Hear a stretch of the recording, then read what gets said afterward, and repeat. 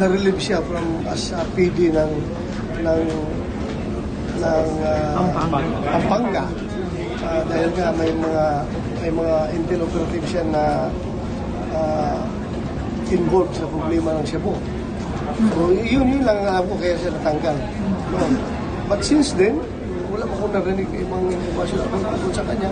He was relieved for human responsibility. Hindi naman talaga directly nalilink siya doon sa mga tao niya na gumagawa ng kalukuhan. Pero human responsibility kaya siya na-relieve noon. But kilala ko yung tao, kilala ko siya. Kilala ko. I had enough confidence when I assigned him as director, as RDO PCRP. Not because mista mo siya. Not because may mista. Not because may mista. Kasama na yun, pero